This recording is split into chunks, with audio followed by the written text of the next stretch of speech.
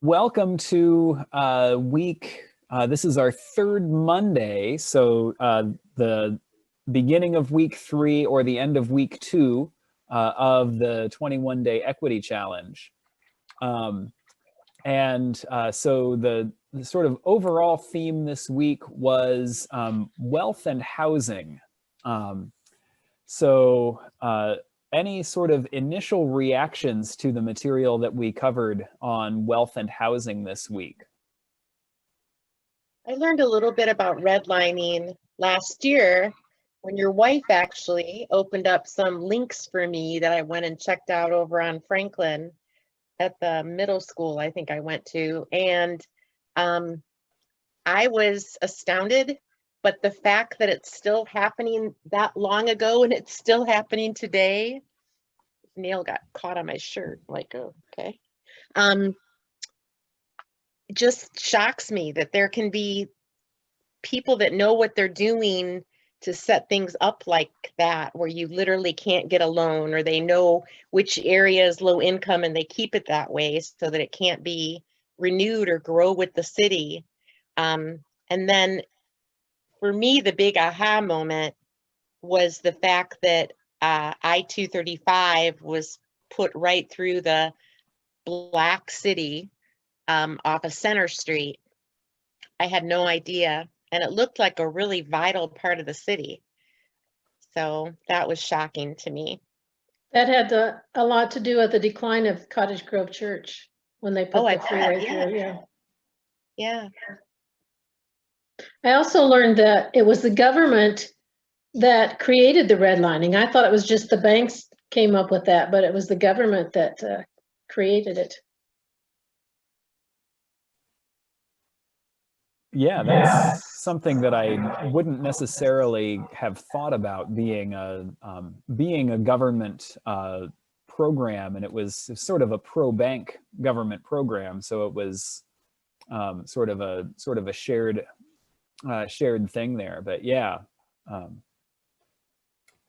I was very struck by both kind of the understanding of redlining when I first began to learn about it, and then the situation with Center Street that's just hard to fathom. Yeah, and they did it on purpose. I mean, really. Right. Yeah. Well, and it said they told some of the people not to make improvements on your house because they were going to be buying it in a few years. So they let the houses run down. So then when they went to buy the houses for the freeway, they didn't get nearly as much money from them because they were more run down. And even if they weren't run down, they only offered them a minimal amount. So how can you imagine losing your home and then having to find another home, but without equity or finances or any means to do that? And that still happens today when they put a road through farmland, splitting farmland up, and sometimes it just amazed me that people knew what they were doing. It's in circumstances like this that the old joke, I'm from the government and I'm here to help you, makes more sense. Yeah. And then all the Black businesses were on Center Street, and they kind of wiped out all of those. That's pretty incredible. I was raised knowing that if I worked hard and I did my best, I'd be okay. But then you learn that that's not true, that that's really a white thing, that I had background and family to support me and get me there. That if everything's against you, that doesn't matter how hard you work. Yeah. So this week. Yeah. So give us kind of the connection between redlining and wealth equity. How do those two things end up going together? Why are we talking about redlining at the same time as we're talking about wealth equity or inequity?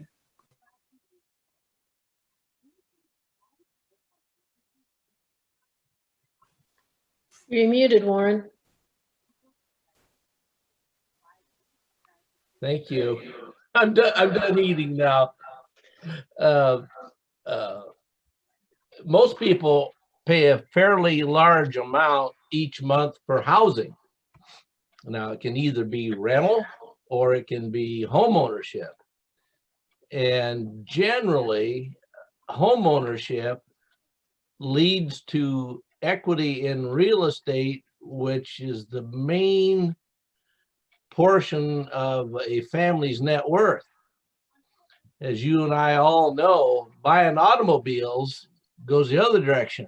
It's the worst thing you can spend money on, be it new or used or whatever. And we're talking about these businesses that go out. Like my fear is that somebody hits my 2005 Impala and they'll total it out for $1,500. But I got a $2,000 transmission in it. I just put in, I got tires, see, and then I've got my $1,500 or $2,000, whatever to. But anyway, if you're not paying on a mortgage, a lot of people will not accumulate too much net worth because of everything they're spending their money on. Mortgages traditionally are about the only one that really helps them have some. And in my particular case, you know, I bought a small house in West Des Moines because they were busing kids in Des Moines, Iowa, and I like to have bought a home at 44th and Franklin because I was working at Calvin Manor at the time, but I didn't want my kids to get on the bus when Perkins School was a half a block away. I had no idea they'd go there. So anyway, by buying a house in West Des Moines, 5 years later, that $20,000 house was a $45,000 house. You know, there's where that is almost like magic. You know, I had $25,000 that just came because I happened to buy a piece of property and it wasn't redlined, obviously. And that allowed me to get in the house we're in now. More than you wanted to know, probably. No, that sounds exactly right. And in terms of the way that being able to get a mortgage affects whether you can eventually accumulate wealth. And that, you know, that's just, that's almost hard to imagine, isn't it? That that those two things would go together in such a big way. And so so here we've got this is the Des Moines redlining map. You've got so this is the city of Des Moines, and I'll get you the slightly bigger version of this here. Don't know for, did that get bigger or am I still in the same? It's bigger. Excellent, good work, everybody. Is there a year for this? I was about to try to zoom in and see if I could get that. This takes a moment to zoom in here. This is going to be the, there we go, 1931. Oh. 1931. So redlining is the outgrowth of a New Deal program. So this is this is what happened when the problem was that it was hard to convince banks to write mortgages, and so the federal government said, okay, we want to encourage banks to write mortgages. So what we're going to do is we're going to help them manage their risk. And so they said, you're going to manage your risk by knowing that when you write a loan, that house is going to retain its value.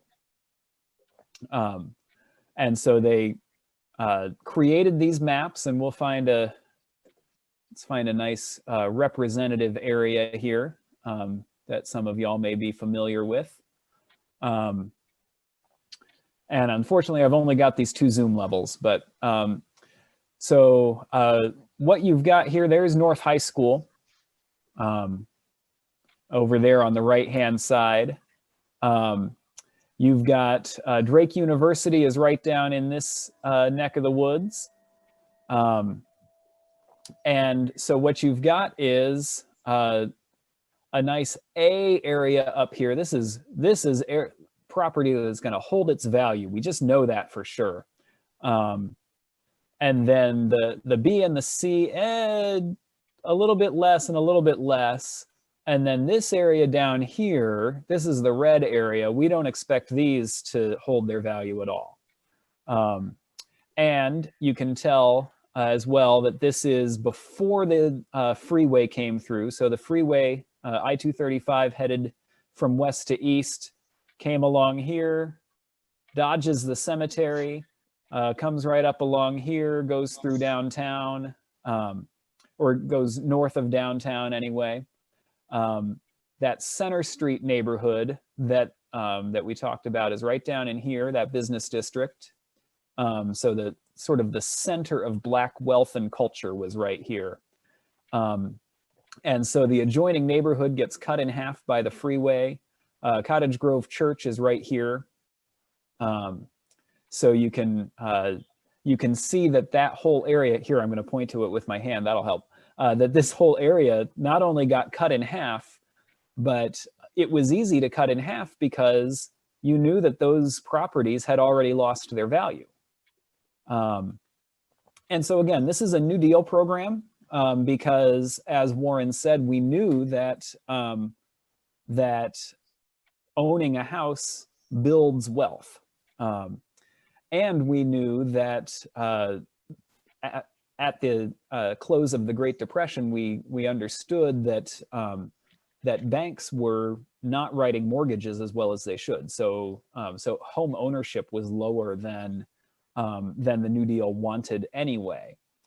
And then so the National Housing Act provided subsidies to lower interest rates. So mortgage interest rates used to be much higher than they are now. And then these maps to indicate where housing stock would retain its value. This is all on the Undesign Des Moines website.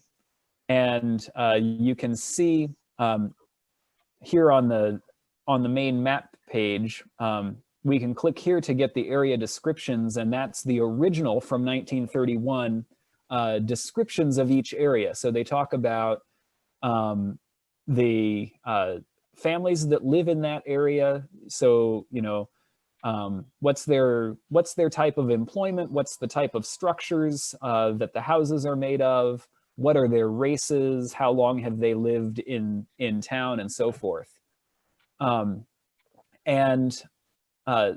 So with or without the intent of sort of enshrining Jim Crow in the housing makeup of the city, redlining was explicitly racist. So so a neighborhood, this is Richard Rothstein in The Color of Law. A neighborhood earned a red color if African Americans lived in it, even if it was a solid middle-class neighborhood of single-family homes. So the prediction being made by the redlining manual was that if Black people live in the neighborhood, housing values are going to go down. Then banks are encouraged to, only in the rarest of circumstances, write mortgages for the purchase of those homes. So what happens to the value of housing in those neighborhoods?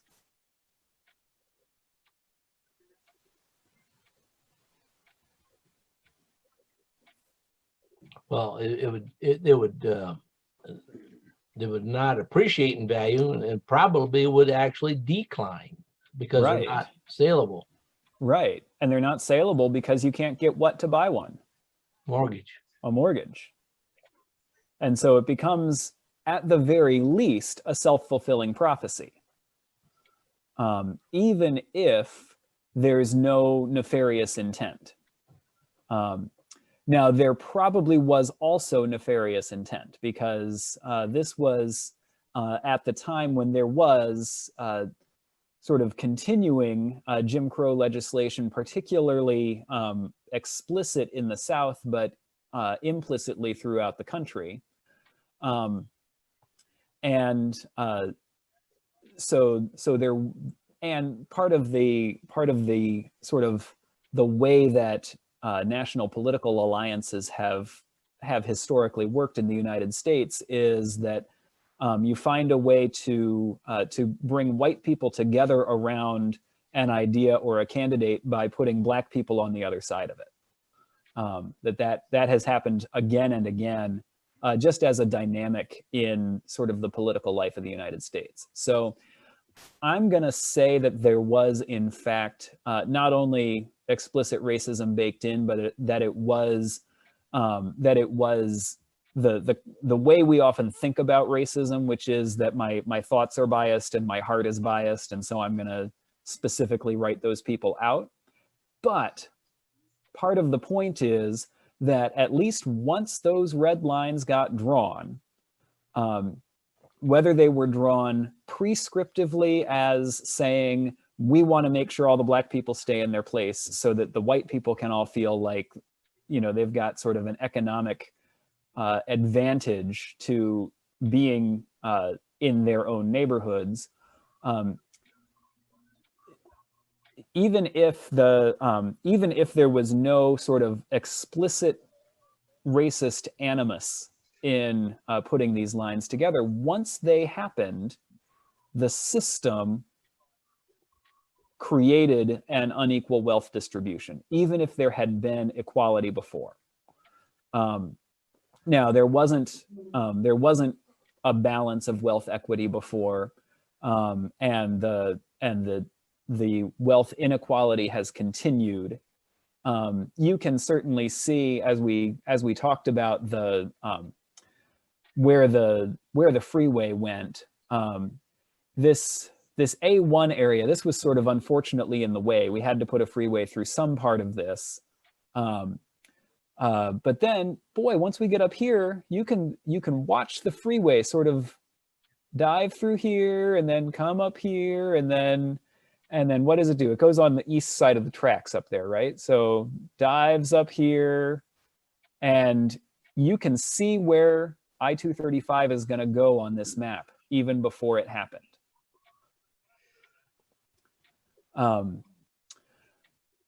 It remains the case that, and this is again from the materials on the website, Black homeowners are nearly 5 times more likely to own a home in a formerly redlined area, which means they have diminished home equity and is a major driving factor in overall economic inequality.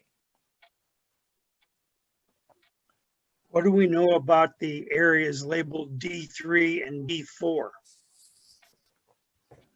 Yeah, folks, what do you know about the areas labeled D3 down here and D4 over here? So here's the state fairgrounds right up here. So this is all south of the fairgrounds. And this is sort of the east side of, this is probably about, what is this? Probably about East 14th-ish, around in there. So down on the south side of the river. What do you know about those areas?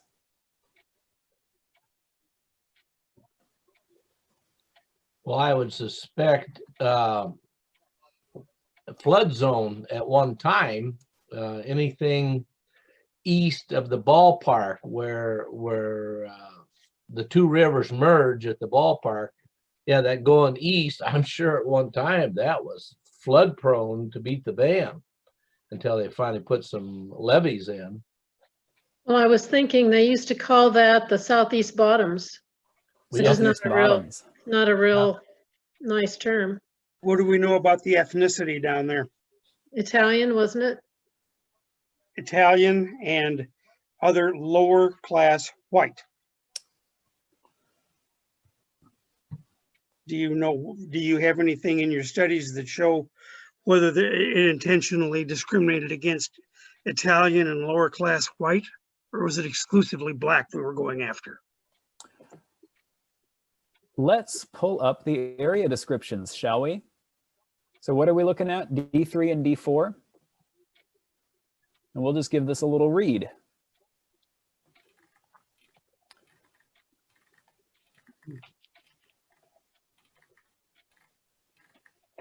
All right, so we're down in the D's now. D3.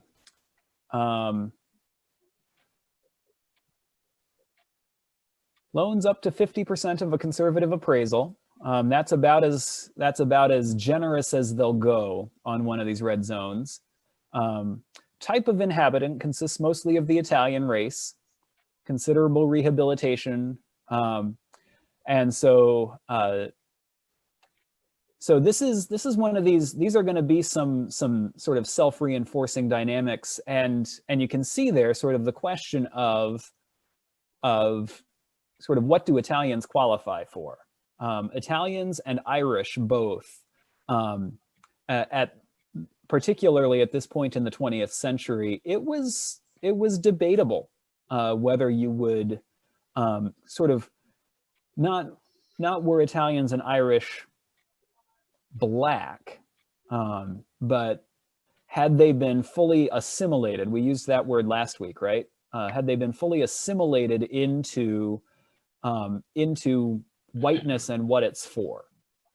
The South Bottoms, D4, again, that's the, get the other map here, D4, that's over on the east side of the river or the north side of the river, depending on how it's flowing at that point. And let's see, the East Bottom, or the South Bottoms rather, again, don't lend more than half the property value. And mixed laboring class with some colored. So notice that equivalency there. Laboring and colored. That they're not the same thing, but those are both things that are going to draw down the value of the property under the logic of redlining here.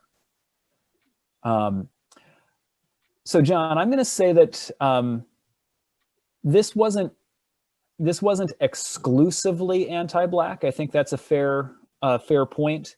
I'm not going to say that this was ever not anti-black. Italians who had sort of proven themselves, I'm betting, if they had been in the country for long enough that you didn't think of them as Italian, or if they had the kind of jobs that you didn't necessarily think of as Italian, probably didn't draw their neighborhood directly into the red as soon as they got there. I believe the unifying principle is that the people in D4, since that's the one with mixed occupation, were still po folks. And I think that discrimination against po folks is maybe the underlying problem with blacks. Now, the question we could then ask is, why were the Italians able to move to much better areas in another generation or so, and the blacks still weren't? Why was that? I would assume it's discrimination. There are those who would say that black people are lazy or thieves or whatever, and that's why they're disrespected. I, of course, don't buy into that, but it comes out that way. Whatever you want to call it, it still comes out that way. So, sorry, go ahead, Warren. One thing that's typical in the Italian culture is if you had a business, you often, that was on the ground level, you often lived above your business. And also you frequently had multiple generations living under the same roof. And I think maybe they just kind of maybe had their own financing that the Italians would loan money to other Italians that they felt comfortable were not a risk. It wasn't a lot of money, but like I say, by consolidating and having, 3 generations living in the same home, or you had your business on the ground level and you lived above it, you didn't have a business and a second property you lived in. They were doing that. One comment I want to make on that D3, I don't know when the packing houses came, but even until recently, that can have some terrible odor in that part of the city. I don't know. So as I was beginning some of the just sort of what do I need to know to even sort of dive into this equity challenge, I did come across someone who looked at a lot of maps like this and pointed out, hey, do you notice that he found this worldwide? He said, do you notice that the poor part of town is always on the east side? And it is for exactly the reason that Warren just said. Now that's geography, right? That's physical geography. We can talk about how that relates to sort of the social geography. But physical geography, the poor part of town is on the east side, and Warren just said exactly why. Because what direction do the prevailing winds blow from? Okay, I hadn't thought of that. Yeah. And because of the direction that the Earth rotates, that's universally true. So everywhere in the world, the prevailing winds are generally from the west. They may be a little bit more northerly, a bit more southerly, seasonal variations and so forth. But the upper level winds, your weather always blows in from the west, unless the fronts are doing something weird because we're in Iowa. And so you'll definitely find, as you look at the redlining map, that the red areas are all on the east. And it was probably already the case in 1931 when the map was drawn that the ethnic composition of those neighborhoods was sorted by class, by economics, and by race. John, I want to keep pushing on the question of whether it is primarily class or primarily race. And time again, we find that race has an effect regardless of economic status. So again and again, it's not that race and economics are disconnected from each other. But again and again, you find, when you do the statistics to sort of single out the variables and figure out which one is sort of, which one is more dominant in the effect that you're talking about. Again and again, race has an impact that sort of controls more than economic class controls. There was also there was a process in the sort of the turn of the 20th century, so about 40 years from say 1880 to about 1920, 1930-ish, when the way that we understood, the way that government tracked things like crime statistics changed, and they changed in a way that assimilated Italians and Irish without even asking. So when you look at sociologists studying why do people commit crimes from about 1890, 1900, 1910, they're going to look at why do white people commit crimes, or why do people in general commit crimes, and then more specifically, why do Irish people commit crimes, why do Italian people commit crimes, why do Black people commit crimes, why do Native American people commit crimes. And then they quit counting Irish and Italian separately. And so their criminality, so to speak, disappeared because we no longer counted it. We continued to count African American criminality and Native American criminality and the sort of umbrella term Hispanic didn't really exist at the time that these statistics were being done, but So why? some so of these it's- other groups, yeah, It's Italian and Irish became white then? effectively, yeah. Not as if you would necessarily have lumped them in some other racial grouping as we think of racial groupings today. Although you saw in the description of area D3, right? That type of inhabitant consists mostly of the Italian what? Working Race. class. Working class. Italian race Race, is the okay. word in the document from 1931. So that means that the word race has changed what it means over time as well, right? It means that the word race, which we think of predominantly kind of which continent did your ancestors live on, right? Even then, we're a little fuzzier about that, right? Like we'll talk about Africans as being generally dark-skinned and generally from the Sahara down. And then we'll talk about Arabs, who are sort of, Middle Eastern, but half of that goes across Northern Africa. And so we sort of differentiate these races in a way that doesn't necessarily make any geographic, even linguistic sense, right? But it's part of how we have just inherited these concepts. My point being that the concepts are changeable, that the concepts can mean sort of one thing, race can mean one thing.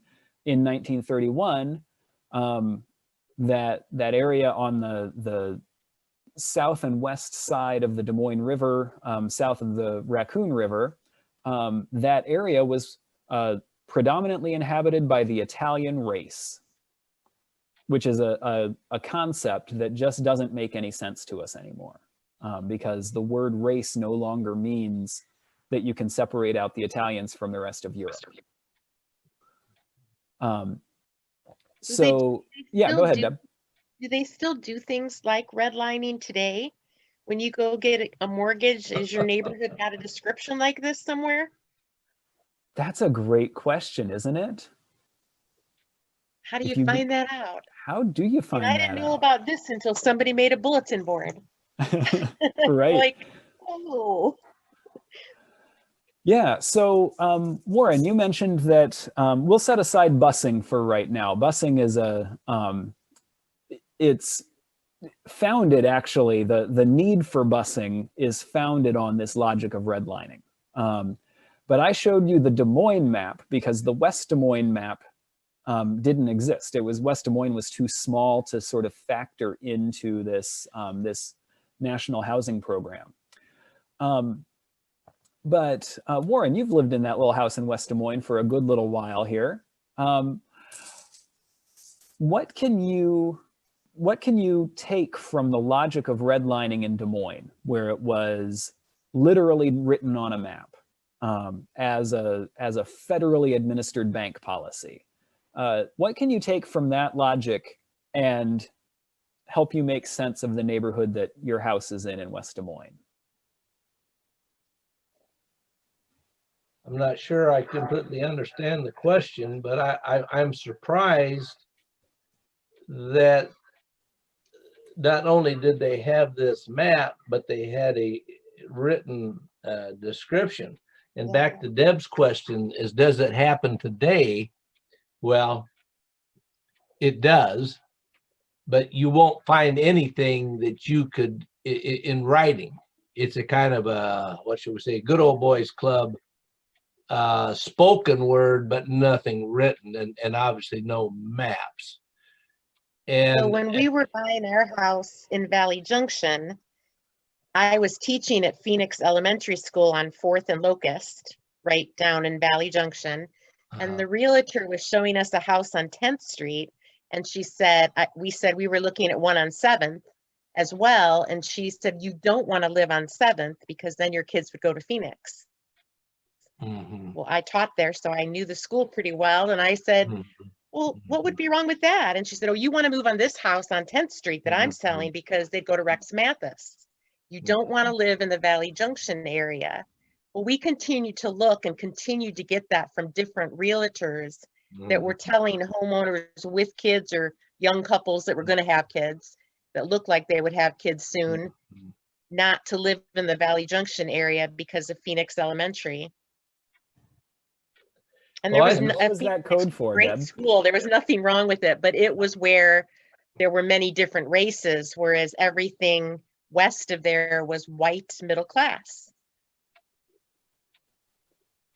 Well, I suspect the realtors and the lenders were in cahoots and had their ideas of how they wanted this expanding Valley Junction, later known as West Des Moines, to play out, and it is continued to be our, what would that be, the extreme southeast corner of West Des Moines, i.e. the Valley Junction area, is where the less expensive houses, although I have to give them credit, after the flood of '93, a lot of homeowners in that area really have improved their houses, as opposed to, I couldn't handle being in a floodplain, but I'm real pleased on lack of blight in West Des Moines, specifically the Valley Junction.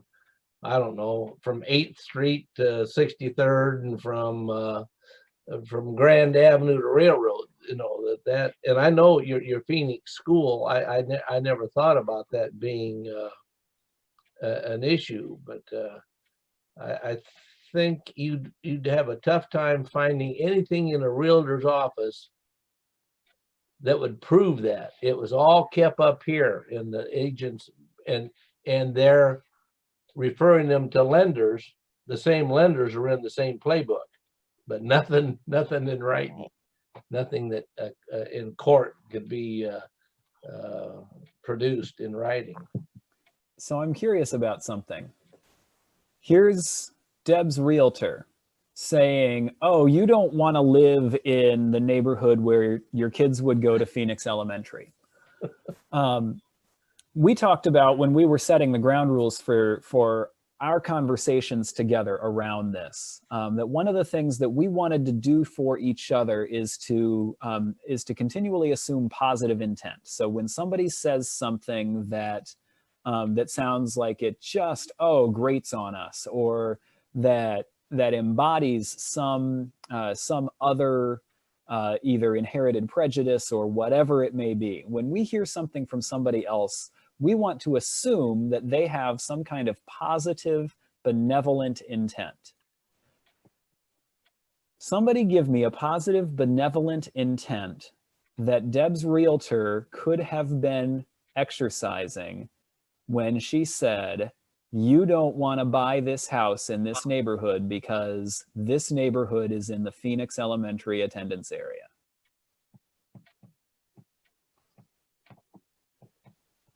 What was that realtor saving Deb from? Property value not increasing. I live in what I think is a pretty nice house, but it's 100 years old. And it's not nearly as young as some of the houses 10, 15 blocks west. Our house, if you suddenly uprooted it and put it on a lot west of 42nd Street, would be worth twice what it is.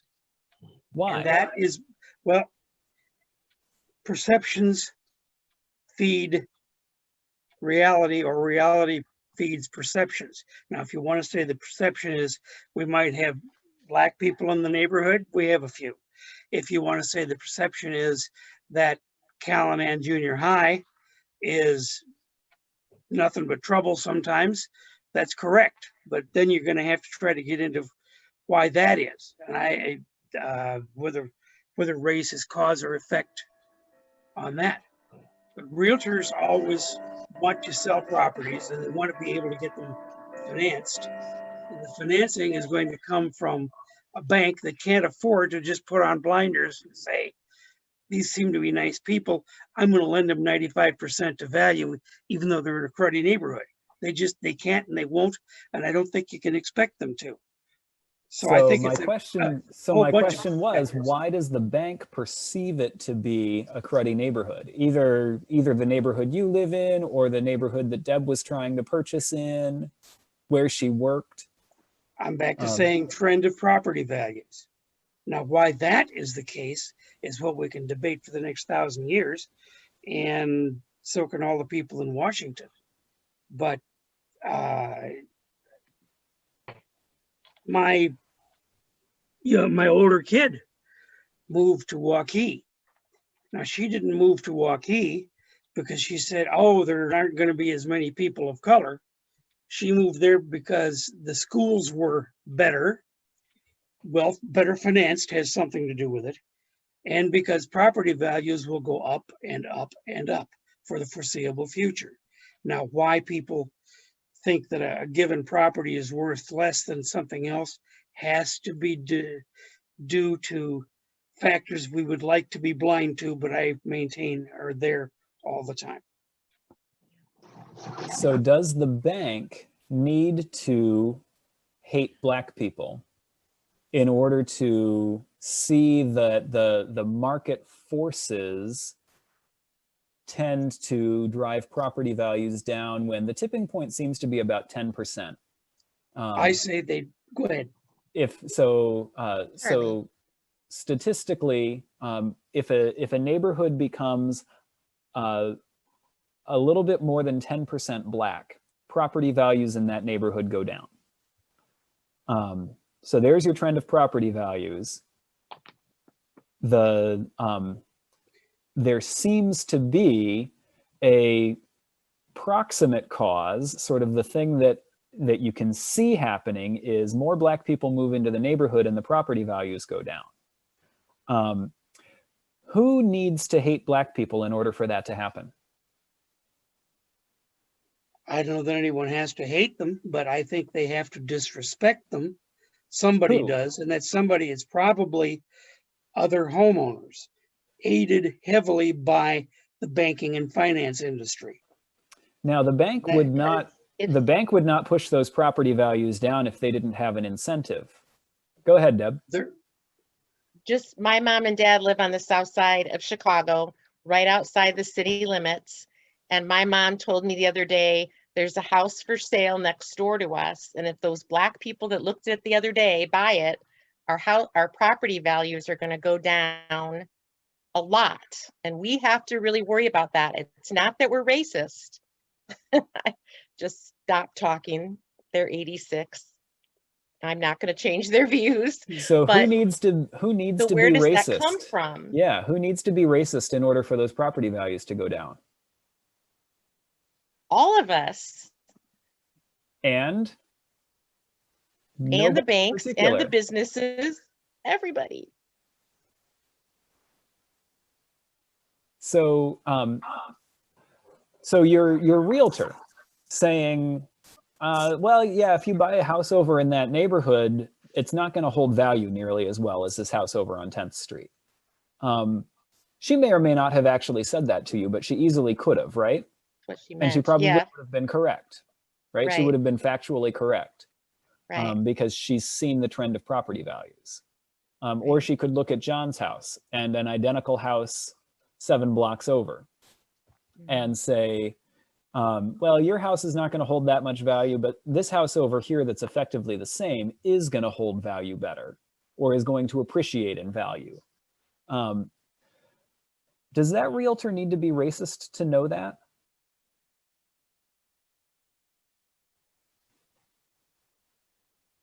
Counter question, does the realtor need to be explicitly racist or just de facto racist, meaning recognizing that facts is facts is facts? I don't have an answer. That's the question I think we're considering. I don't know. Yeah. So where I'm trying to go with this is to push us away from the idea that racism is a thing that we think. I want to push us away from the idea that racism is a thing that we think. I can use another example of this is sexism, and a particular kind of sexualized sexism that when I waited tables, I worked for tips, right? So I got paid whatever in general people thought I was worth. I got paid in each instance whatever that particular table of people thought I was worth. But I got paid in general what people in general thought I was worth. And there is a visible statistical difference in the amount of money people make based on gender and based on sort of broadly culturally accepted attractiveness in the hospitality industry. Who needs to be sexist or smarmy for that to happen? Nobody in particular, and everybody all at once. And you know, there have been studies to try to sort out what are the factors involved in, you know, how people tip various various sets of people. How people, this was in the news just recently, how people choose a newscast to watch based on what they think of the anchor in whatever subjective ways that they choose to think of the anchor.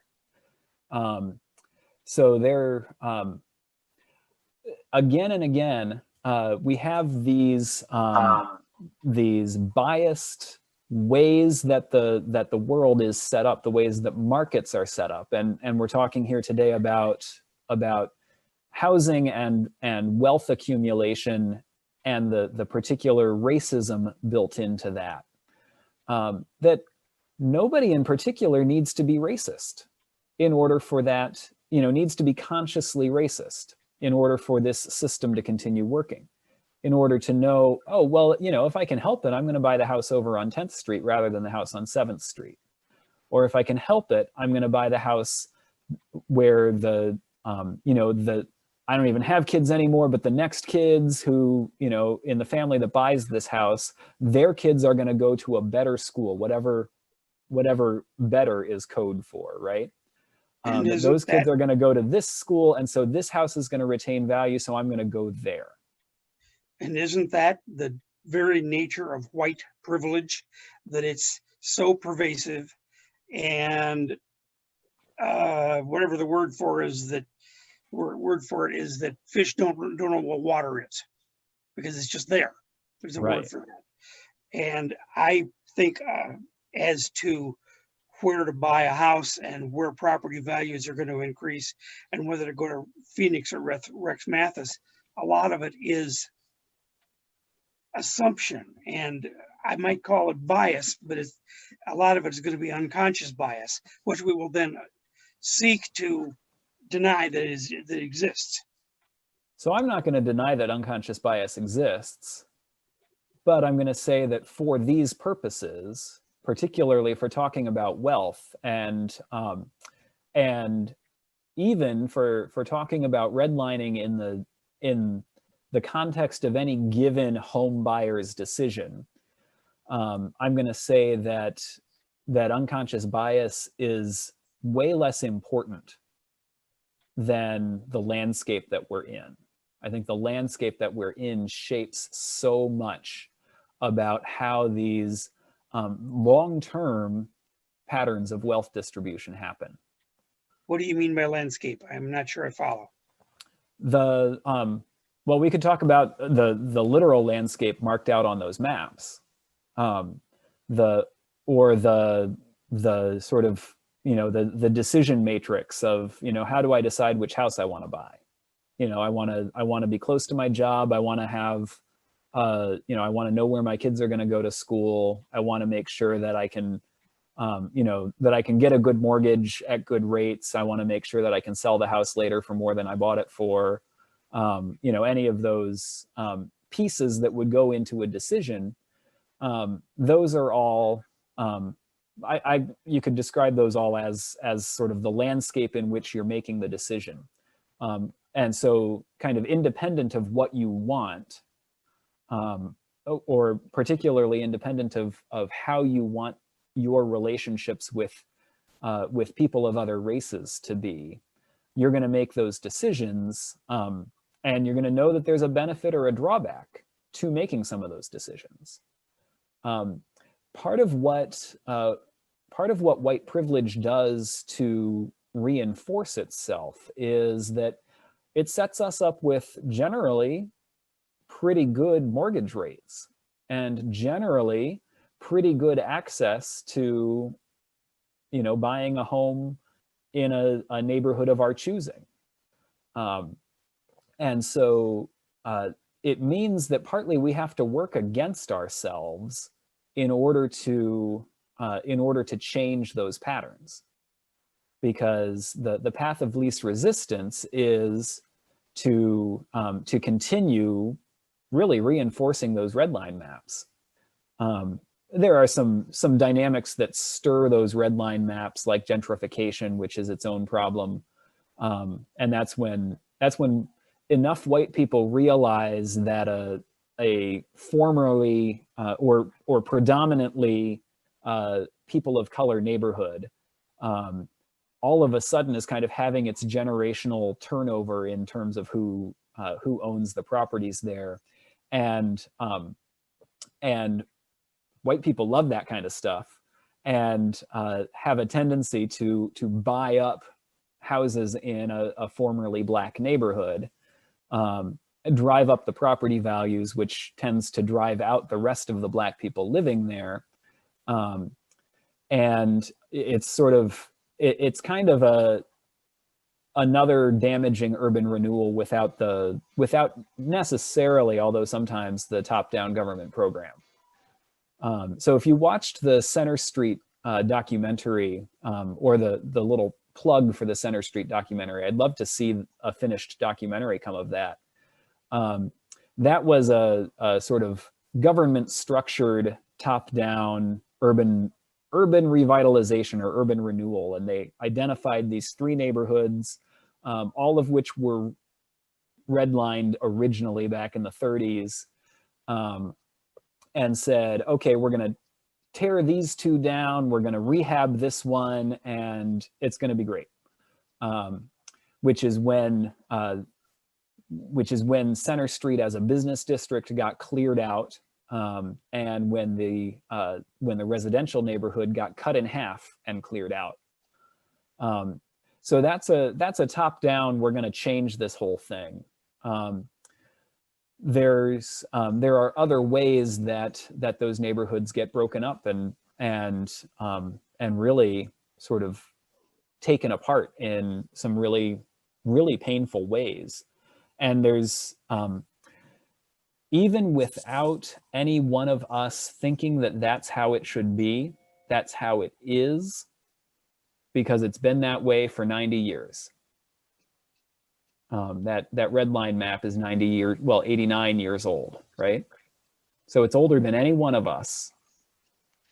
It has been that way our entire life, even before we knew that we might live in Des Moines or West Des Moines. And so that's why it takes so much work to try to reshape any of these dynamics. And we got there without a one of us needing to be racist to make it happen.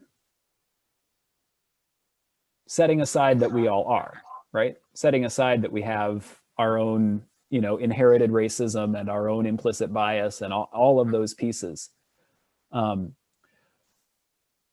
We are still living in this redlined, racially segregated world that is now economically reinforced rather than being reinforced by differential government laws.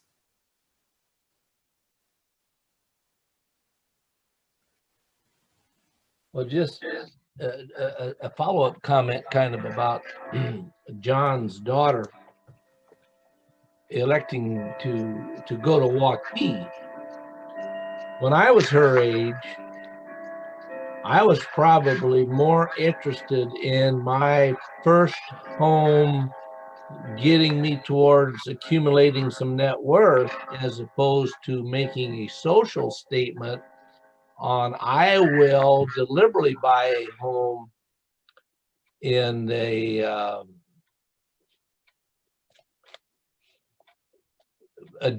C, maybe a C zoned area. I'm not sure I would go to the D. For example, I think the current president of DMAC lives in an area not too far from, oh, help me, where Old Dowling used to be, that part, 8th and College, I think. I don't think it's widely known, and I'm not 100% sure of that. But here's a guy that's making, you know, a pretty good salary. But I think, and I appreciate his willingness to do that. But he doesn't have any kids at his age, you know, in elementary school or high school. See, that's not a factor. But he goes to church in that neighborhood, and I think he lives in that neighborhood as a kind of a social statement.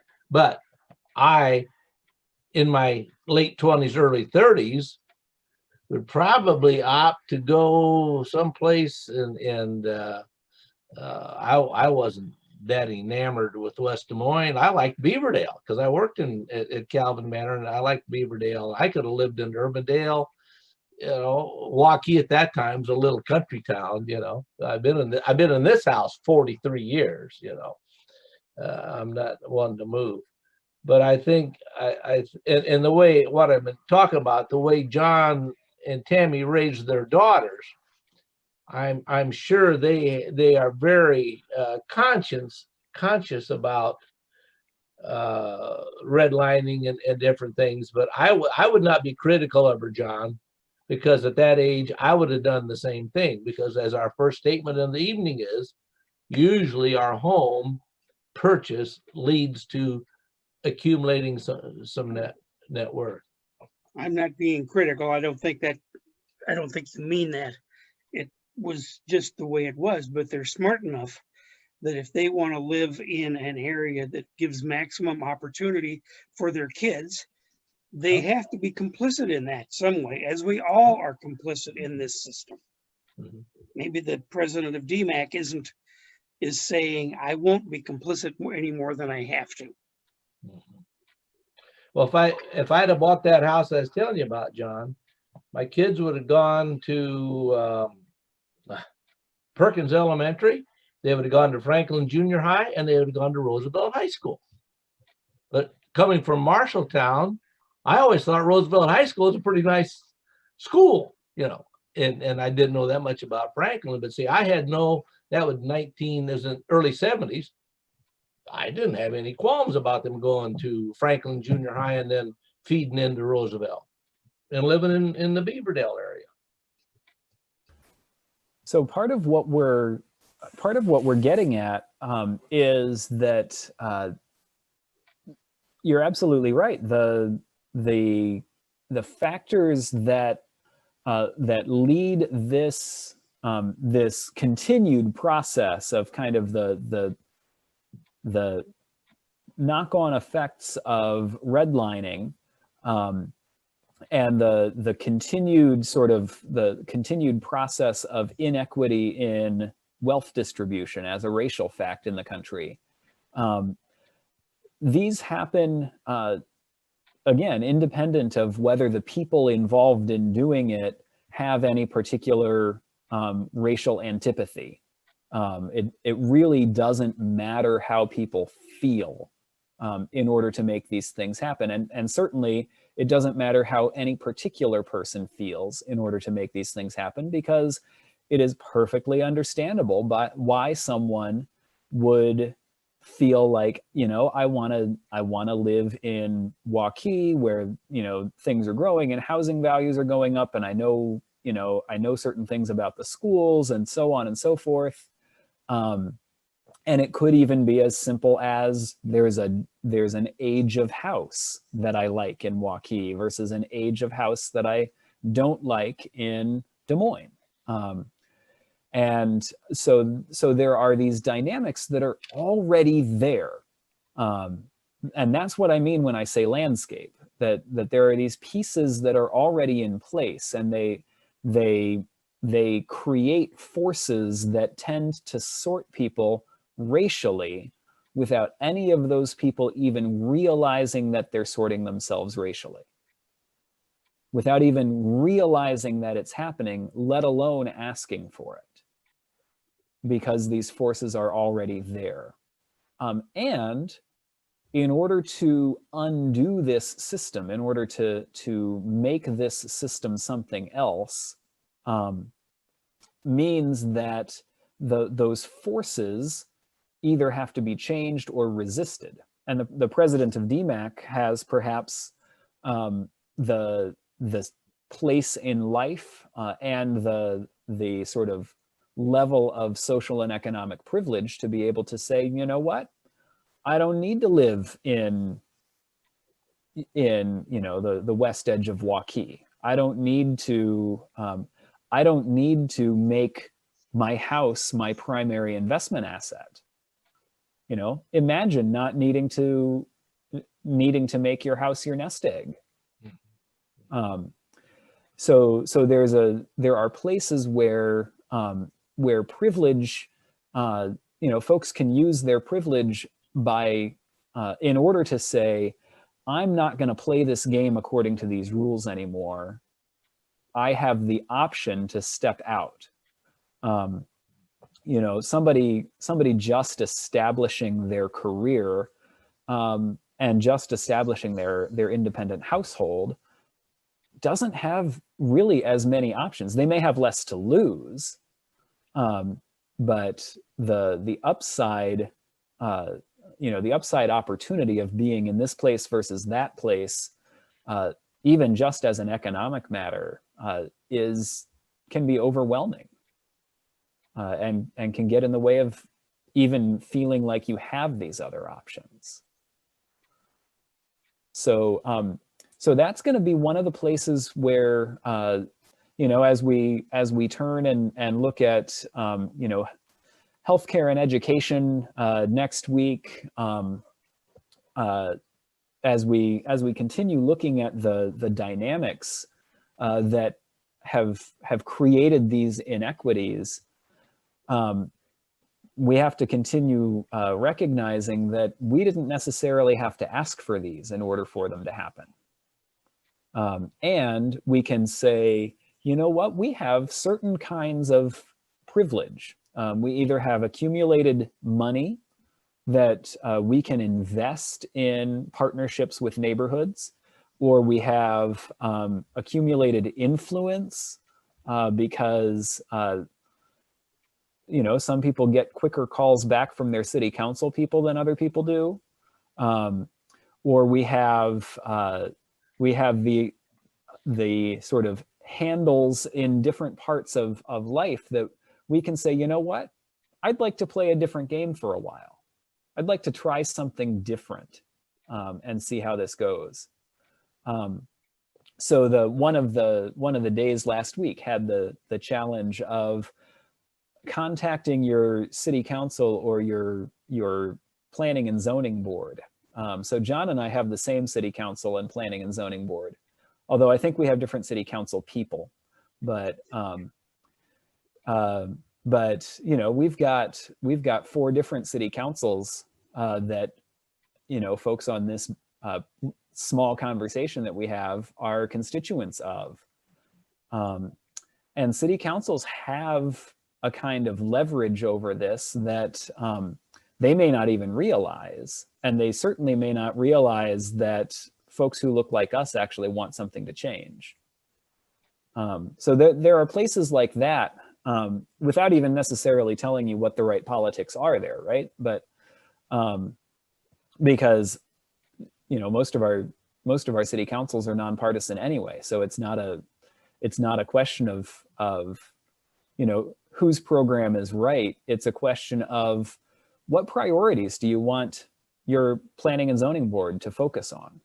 You know, what do you want them to shape your community like 20, 40 years from now? So those are some places where, again, as we turn next week, you know, today is day 11. You got your healthcare email this morning. You know, what do you want the healthcare system to look like so that particularly Black people who are just really underserved by the healthcare system that we have? That's just a statistical reality. Again, for reasons of implicit bias and for reasons of structural inequity. How would you want a healthcare system to be shaped so that that didn't happen anymore? So that's going to be, ultimately, our question is going to be, how are we going to use our privilege? How are we going to make that, you know, make things come out differently in the future? I've got one comment that I picked up this week, probably by radio, because I spend so much time in the blood center van, I'm listening. But little did we know, in 2020, how approaching someone to run for the school board or approaching someone to run for your city council has a whole entire different meaning than what it had 10 years ago. You know, once in a while there'd be a flare. About the main thing I remember in school districts was consolidation. There was a lot of board members wondered, why did I ever go on the school board? Well, you know, there was a lot of parents, specifically the Des Moines school, being so reluctant to put kids back in the classroom. I mean, some of those school board members say, my God, I never thought about this part of the job when I agreed to it. And Des Moines City Council having protesters actually go to their homes. You know, 10 years ago, you encouraged somebody to run for the school board or the city council, never would have imagined any kind of activity that they've endured the last 8-10 months. I'm not one to run for political office or school board or dog catcher even, but generally, it wasn't real hard to talk a guy into running for school board or even city. I don't know about county offices. I've not been involved so much in a county run, but now you approach somebody who's going to say, whoa, I'm not thinking I want to get on the school board. Thank you very much. Things have changed. We're not going back to the good old days of prior of 2019 and earlier. Major from 2020 forward, things are going to play out so different than what they did the prior 20 years. My prediction. Just the year. Nobody put any of this in their 5-year plan. Oh no. That's right. None of us imagined this. So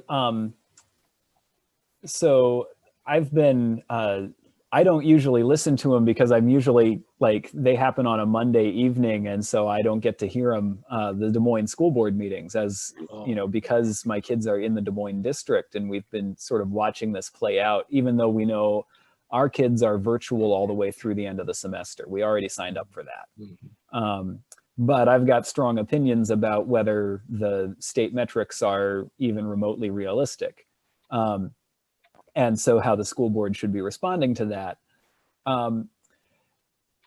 So I'll go up upstairs after a class like this, and Leanne's listening to a school board meeting, because of course you can, you know, they were meeting exclusively online until last week, I think, a couple weeks ago maybe.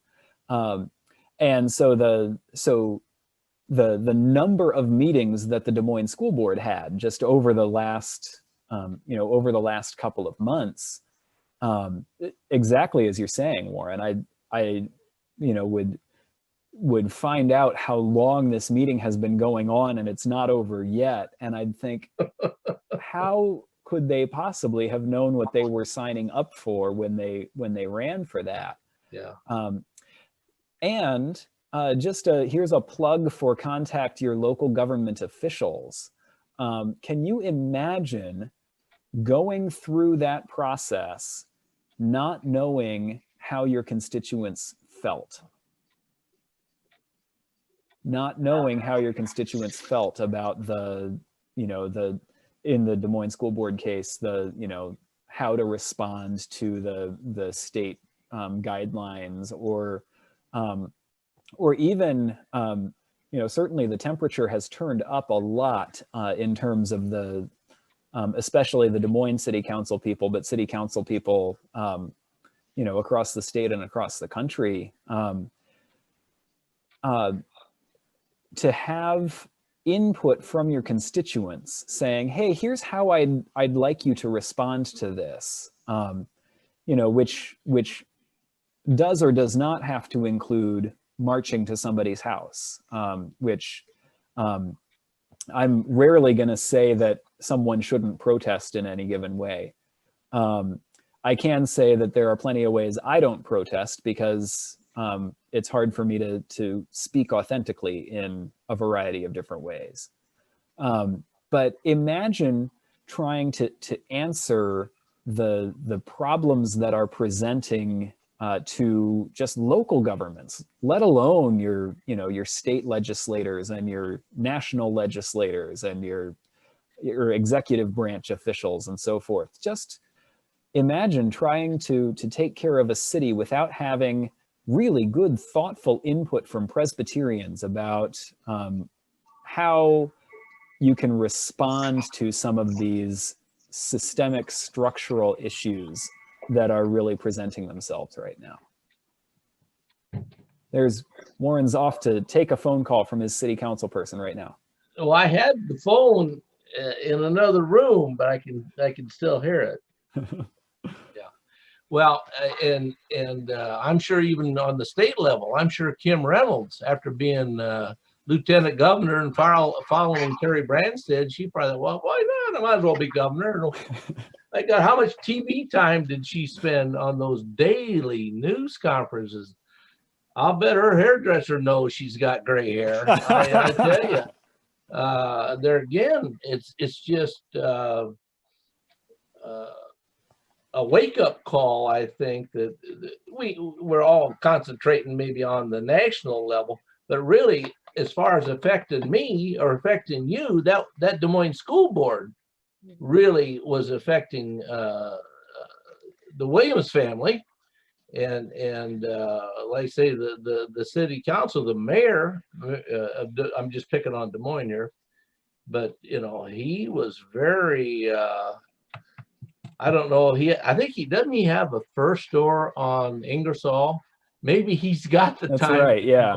To being mayor. I can't imagine selling furs is a real in thing right now. But there again, who would have thought that the mayor of Des Moines, dealing with the police department with those tear on live on TV, the mayor and the police captains trying to decide what to do.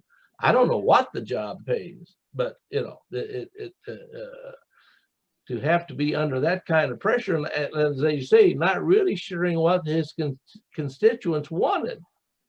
He, I think, is willing to go what he thinks best and let the chips fall. I have to give him credit there. Whether he's got the majority opinion behind him in some of his decisions is yet to be determined. But yeah, this, like I say, this 2020. Really not even in January. It was, February to October, can't do them. Yeah, 10 or 11 months. And we're not out of it. To That's be right. continued. Yeah, I've got this novel, but I'm not sure how many What was our chapters. alarm on our phone? What was the phone alarm we got this morning on the snow?